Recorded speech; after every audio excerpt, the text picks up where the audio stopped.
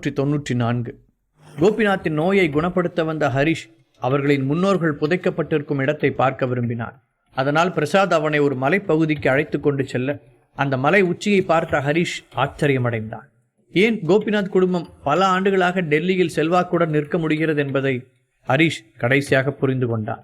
இப்போது கோபிநாத்தோ பிரசாத்தோ இது போன்ற விஷயங்களில் ஆர்வம் இல்லாமல் இருந்தாலும் முன்பொரு காலத்தில் அவர்களின் முன்னோர்கள் ஒரு சக்தி வாய்ந்த நிபுணரின் வழிகாட்டுதலை பெற்றிருப்பார்கள் என்பதில் ஹரிஷ் உறுதியாக இருந்தான். ஏனென்றால் அவர்கள் குடும்பத்தின் முன்னோர்களை புதைப்பதற்காக தேர்ந்தெடுக்கப்பட்ட குறிப்பிட்ட மலையின் வடிவம் தன் சிறகுகளை அகல விரித்த ஒரு கழுகு போல இருந்தது. மேலும் அந்த மலை ஆற்றல் நிறைந்ததாக தோன்றியது. டெல்லியில் இருந்து அது ரொம்ப தூரத்தில் இல்லாததால் சிட்டிக்குள் அவர்கள் சிறப்பாக வாழ இது உதவி செய்திருக்கிறது என்பதை ஹரிஷ் புரிந்து கொண்டார். சிறிது நேரத்தில் அவர்கள் மலையின் அடிவாரத்திற்கு வந்தனர். அப்போது திடீரென ஒரு மெல்லிய காற்று அவர்கள் மீது வீச ஹரிஷ் புருவங்களை சுருக்கினார். அதற்கு சில நிமிடங்களுக்கு முன்பு சாதாரணமாக சிரித்து பேசிக் கொண்டிருந்த பிரசாத் சடனாக நடப்பதை நிறுத்திவிட்டு அப்படியே நின்றார். அவருடைய முகம் வெளிரி போக ஒரு வினாடி கழித்து பிரசாத் எந்த ஒரு போராட்டமும் இல்லாமல் அப்படியே தரையில் விழுந்தார். அவர் வாயிலிருந்து ஒரு மாதிரி நுரை வெளியேறியதுடன் அவர் உடல் முழுவதும் வலிப்பு போல கடுமையாக வெட்டத் தொடங்கியது.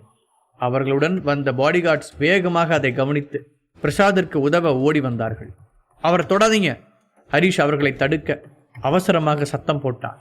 அவர்கள் அனைவரும் அப்படியே அசையாமல் நிற்க, அவருக்கு எதுவும் நடக்கக்கூடாதுன்னு நீங்கள் நினச்சிங்கன்னா நான் சொல்றதை கேட்கறது நல்லது என ஹரிஷ் கூற அவர்கள் எல்லோரும் என்ன செய்வதென்று தெரியாமல் விழித்தனர். அவர்கள் பிரசாதை காப்பாற்ற விரும்பினாலும் ஹரிஷின் பேச்சை மீற முடியாமல் அவன் சொல்வதை கேட்கலாமா வேண்டாமா என்ற குழப்பத்துடன் ஒருவரை ஒருவர் பார்த்து கொண்டிருந்தனர். ஹரிஷ் வேகமாக ரகசிய புத்தகத்தில் படித்ததையெல்லாம் நினைவுபடுத்தி கொண்டே வந்தான். உண்மையில் இதுபோல முன்னோர்கள் புதைக்கப்பட்ட இடத்திற்கு செல்வது சில ஆபத்துகளை விளைவிக்கும் என்று அவன் முன்பே யூகித்திருந்தான். ஏனென்றால் இந்த இடத்தை சுற்றியுள்ள ஆற்றல் பாதுகாப்பாகவும் இருக்கலாம் அல்லது அதற்கு நேர் எதிராக தீங்கும் விளைவிக்கலாம். அதையெல்லாம் எதிர்பார்த்துதான் அவன் அங்கு வந்திருந்தாலும் அவர்கள் மலை ஏறுவதற்கு முன்பே பிரசாத்திற்கு இவ்வளவு தீவிரமான ரியாக்ஷன் இருக்கும் என்று அவன் நினைக்கவில்லை. இப்போது நடப்பதையெல்லாம் வைத்து பார்க்கும்போது அவனுக்கு ஒரே ஒரு எண்ணம் தான் தோன்றியது. அந்த குடும்பத்துடைய முன்னோர்களின் அமைதியை யாரோ கடுமையாக சீர்குலைத்துள்ளனர். ஒவ்வொரு நொடியும் பிரசாத்தின் முகம் இன்னும் வெளிரிப்போய் கொண்டே இருந்தது. அவருடைய முகத்தில் வேர்வை படர்ந்திருக்க கரண்ட் ஷாக் அடித்தது போல உடல் துடித்து கொண்டிருந்தது.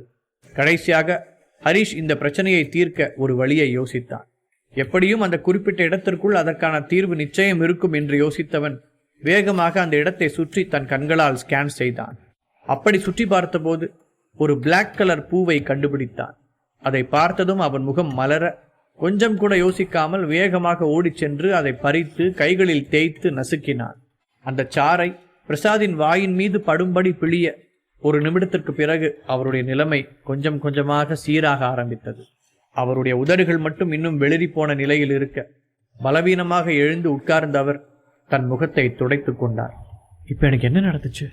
பிரசாத் குழப்பத்துடன் கேட்டுவிட்டு கொஞ்ச நேரத்திற்கு முன்னால் தனக்கு நடந்ததை நினைவுபடுத்த முயற்சித்தார்.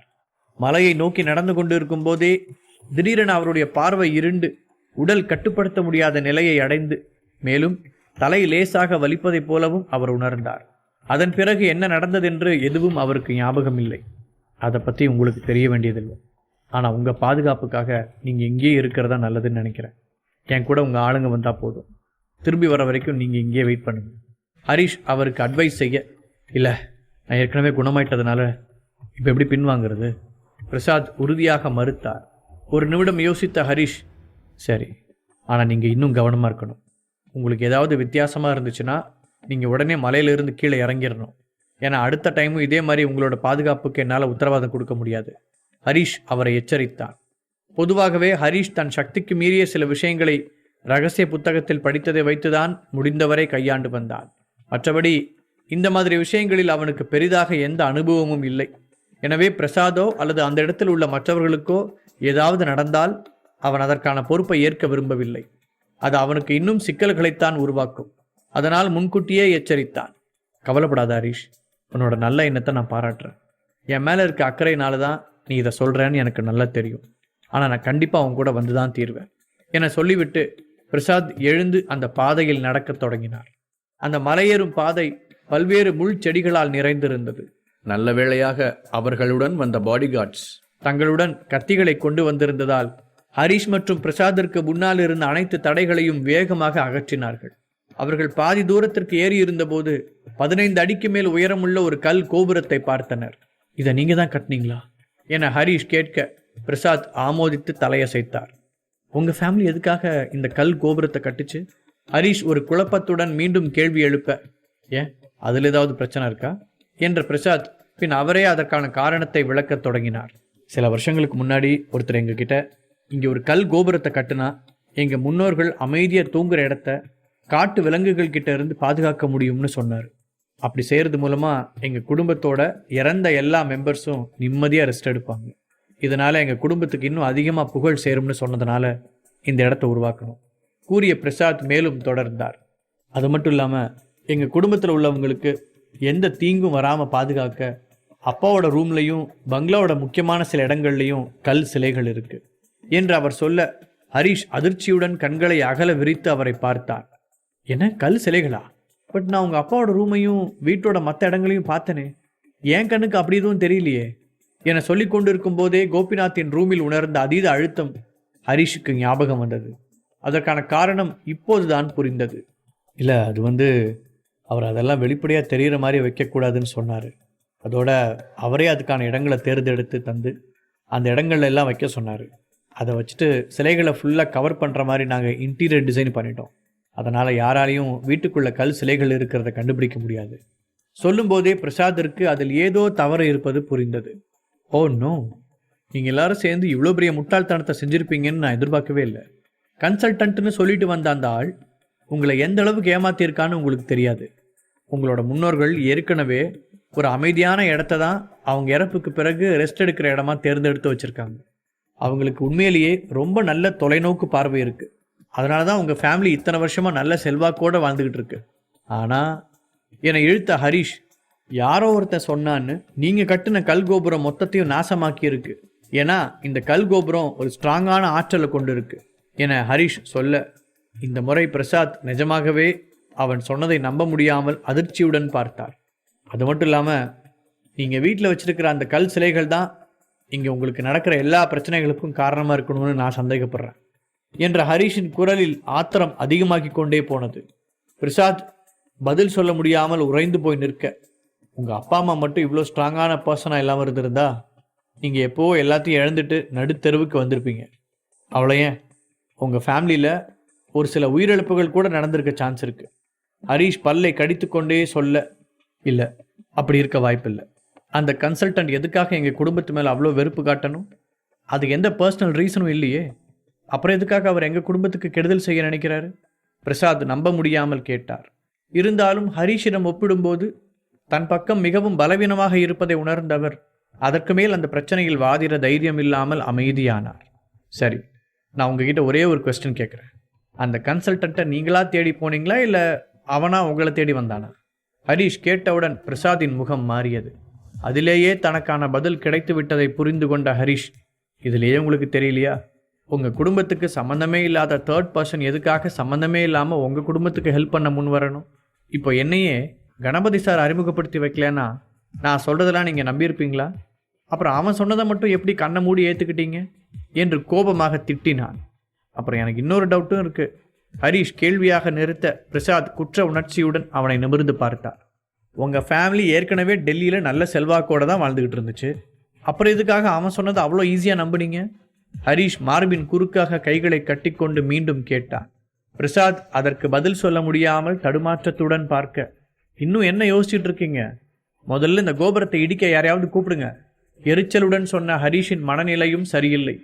அந்த கட்டிடத்தில் இருந்து வரும் கெட்ட அலைகள் தன் மனதையும் பாதிக்கிறது என்பதை அவன் உணர்ந்தான். பிரசாத் சோகமாக அந்த கட்டிடத்தை வெறித்து பார்த்து கொண்டிருக்க, என்ன சார், உங்கள் ஃபேமிலி இன்னும் மோசமாகிறத நீங்கள் பார்க்க விரும்புகிறீங்களா என சலிப்புடன் கேட்டான் ஹரிஷ். இல்லை இல்லை இல்லை, நான் உடனே யாரையாவது கூப்பிட்றேன் என்ற பிரசாத் வேகமாக தன் ஃபோனை எடுத்தார். அதற்கு மேல் அதன் அருகில் நின்றால் தன் மனநிலை மொத்தமாக பாதிக்கப்படும் என்பதை அறிந்த ஹரிஷ் திரும்பி மலைப்பகுதியில் மேல் நோக்கி நடந்தான்.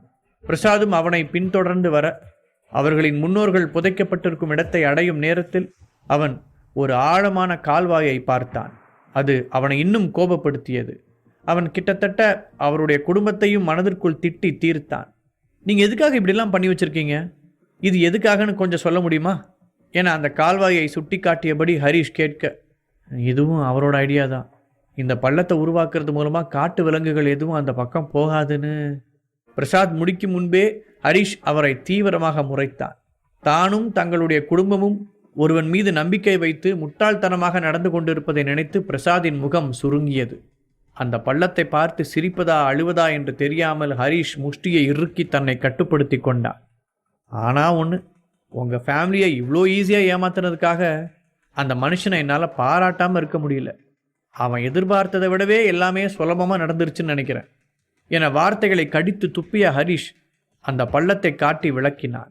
இப்படி ஒரு ஆழமான பள்ளத்தை தோண்டி வச்சா புயல் மழையெல்லாம் வரும்போது அந்த பள்ளம் ஃபுல்லாக தண்ணி நிறைஞ்சு எந்த பக்கம் போகணும்னு கொஞ்சம் நல்லா கவனிங்க. அந்த பக்கம் போகிற மாதிரி தான் ஏற்பாடு பண்ணியிருக்காங்க. ஸோ அப்படி நடந்தால் உங்கள் முன்னோர்கள் வெள்ளத்தால் மூழ்கடிக்கப்படுவாங்க. ஹரிஷ் சொல்ல வருவது புரிந்தவுடன் பிரசாத்தின் முகம் திடீரென சிவந்தது. அவர் வேகமாக தன் கைகளால் முகத்தை மூடிக்கொள்ள கண்களில் இருந்து கண்ணீர் வழிந்தது. அப்படியே வேகமாக சில அடிகள் பின்வாங்கியவர் தரையில் பலவீனமாக மண்டியிட்டார். அப்படின்னா இது எல்லாமே எங்களோட தப்பு தான். எங்கள் முன்னோர்களோட ஆன்மாவை பலவீனமாக்கி அப்பாவை வேற ஆபத்தில் மாட்ட வச்சிருக்கோம் என்று புலம்பிய பிரசாத் முன்னோர்களிடம் மன்னிப்பு கேட்பது போல வானத்தை நோக்கி அழுதார். அவருக்கு பக்கத்தில் நின்றிருந்த அவருடைய ஆட்கள் என்ன செய்வதென்று தெரியாமல் தவித்தனர். அதே நேரத்தில் பிரசாத்தின் குற்ற உணர்வை ஹரிஷால் முழுமையாக புறக்கணிக்க முடியவில்லை. எவ்வளவு சக்தி வாய்ந்த மனிதர்களாக இருந்தாலும் அவர்கள் ஏதோ ஒரு கட்டத்தில் ஏமாற்றப்படலாம். அதிலும் அவர்களுக்கு உதவ விரும்புகிறேன் என்று ஒருவன் நல்லவன் போர்வையில் முன்வரும்போது யாராக இருந்தாலும் அந்த வலையில் வீழ்வது சகஜம். சுமார் அரை மணி நேரம் கழித்து பிரசாத் இறுதியாக தன்னுடைய சுயநினைவுக்கு வந்தார். பார்க்கவே பரிதாபமாக காட்சியளித்தவர், ஹரிஷ், எப்படியாவது எங்கள் குடும்பத்தை காப்பாத்து என்று அவனிடம் முழு பலத்துடன் கெஞ்சினார். ஒரு வழியாக பிரசாத் தன் குடும்பம் செய்தது எவ்வளவு முட்டாள்தனமானது என்பதை உணர்ந்ததும் ஹரிஷ் தான் தங்களின் ஒரே மீட்பன் என்பது போல அவனிடம் சரணடைந்தார்.